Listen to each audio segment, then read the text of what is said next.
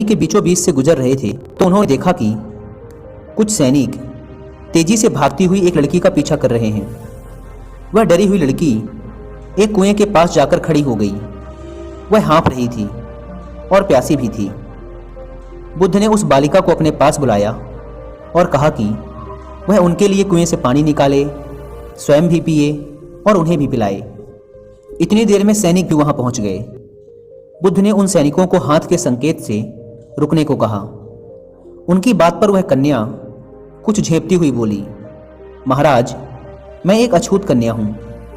मेरे कुएं से पानी निकालने पर जल दूषित हो जाएगा। बुद्ध ने उससे फिर कहा, पुत्री, बहुत जोर की प्यास लगी है, पहले तुम पानी पिलाओ। इतने में वैशाली के राजा भी वहां आ पहुंचे।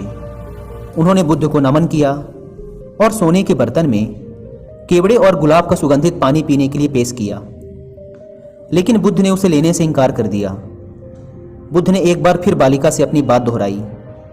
इस बार बालिका ने साहस बटोरकर कुएं से पानी निकालकर स्वयं भी पिया और गौतम बुद्ध को भी पिलाया।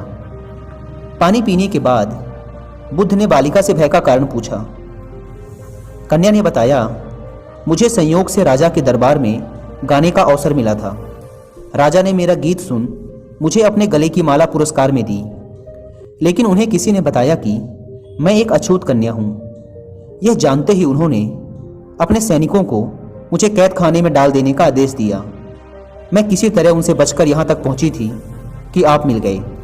इस पर बुद्ध ने कहा, सुनो राजन, मैं चाहता हूं कि आप मेरी इस बात को हमेशा याद रखें कि किसी भी इंसान की पहचान उसके धर्म या जाति से नहीं, बल्कि उसके गुणों और कर्मों से होती है। जिस बालिका के पास से निकले गीत का आपने आनंद उठाया, उसे पुरस्कार दिया, जिसके कार्य इतने अच्छे हैं, ऐसा हो ही नहीं सकती। यहाँ पर नीची सोच और छोटे कार्य करके अछूत होने का परिचय तो आपने दिया है। इसलिए मेरी नज़रों में यह कन्या नहीं, बल्कि आप अछूत हैं। वैशाली नरेश बुद्ध के सामने शर्मिंदा होने के अलावा और कर भी क्या सकते थे। उन्होंने बुद्ध से क्षमा मांगी और वहां से चले गए। तो दोस्तों, इस कहानी की शिक्षा यही है कि कोई भी इंसान अपने कार्यों और विचारों से बड़ा बनता है, अपने धर्म या जाति से नहीं।